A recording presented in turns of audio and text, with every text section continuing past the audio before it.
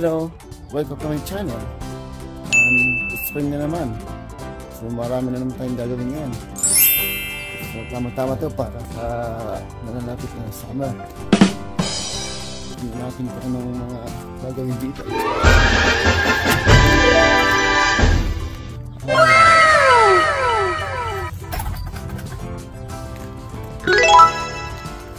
Marami tayong gagawin dito. Kailangan ko na mag-break. Wala pang masyadong nag-garden ngayon kasi medyo malamig pa. Nasa 12 degrees. Kaya yung mga kapitbahay ko hindi rin nag-garden.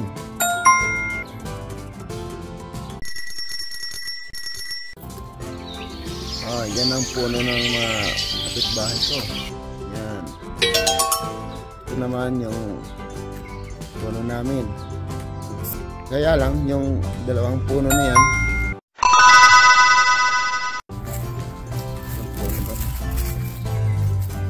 patay na to eh. What? Kailangan ko itong i-replace. Kasi itong mga to hindi ito patay. Yan o.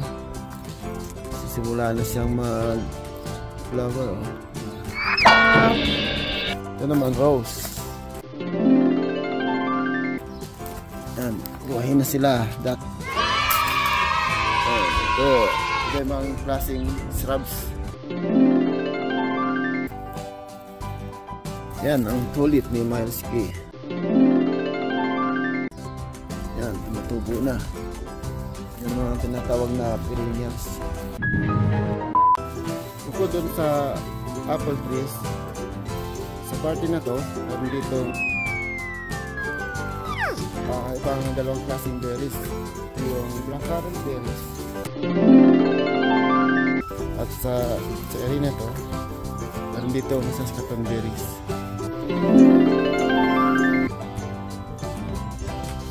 Nagdadaon ng isa. Itong dalawang punong apple, malapit na rin ito magdahon. Tinitrim ko yan kasi masyadong mabunga. Hindi naman kami mahilig sa apple. Yan, tumubo na yun.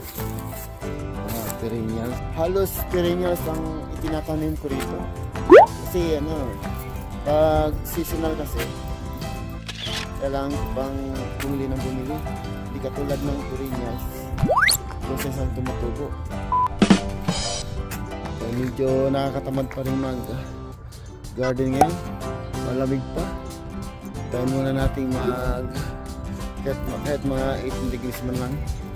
Kaya 20. Tama yun. Kasi kadalasan dito sa Canada,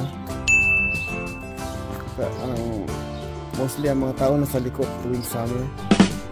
Dito na ubos ang oras nila para mag-garden. Yan, kalbo pang mga puno. Pagdating ng summer, ay madahon na yung puno. Ito, yan, evergreen talaga yan. Hindi na ibang kulay yan. Pero na lang kung patay na puno, katulad ng dalawa na yun, patay na yun. Kailangan kong i-replace yun.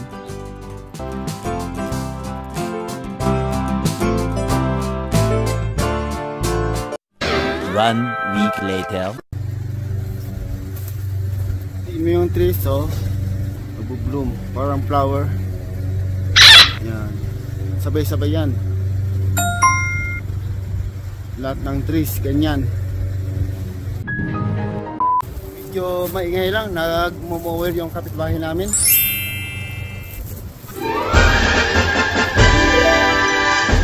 Tamang-tama, medyo maaraw siya. Hindi masyadong kalamigan. Ayan, kukunin ko na yung pang-rake.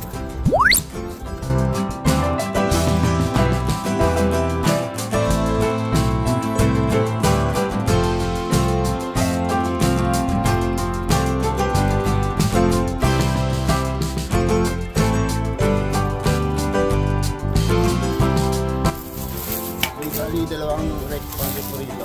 ito medyo malambot. Ano ito talagang dahon lang talaga. So ito isa, mas maganda to. Ito isa medyo steel to. Steel. Kahit na nakadapang dahon, kayang tayo nito. Kaya itong gagamit. Ngayon, sisimulan ko na pag-direct.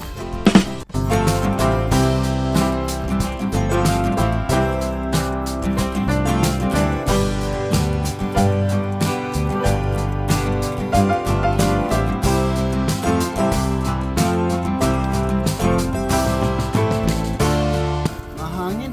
Nililipad lang yung nire-ray ko.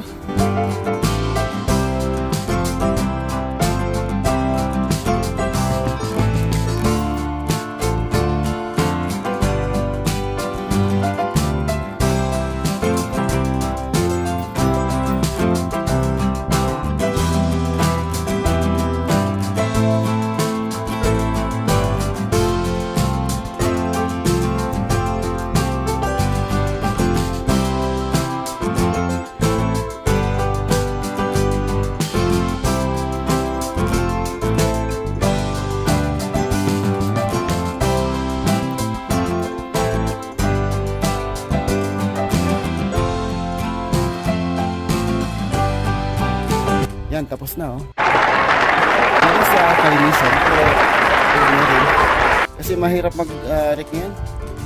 Mahangin. Medyo nakakapagod din. Yan oh. Medyo malinis na. Yan oh. Yan, nakatatlong bag din ako ng dahon oh.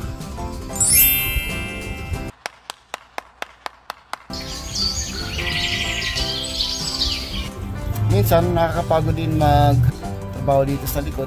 At least pag nakikita mo siyang malinis, lalo na kung summer, nagka-flower yung mga panininjar, yung mga plants. Tutuwa ka sa paligid mo, lalo na kung puno-puno ng flowers dito. A few moments later. Ngayon, habang may oras pa, gabi ko na yung swing namin. Abang magandang araw, mamaya para may maupuan. Yan o, nasig namin.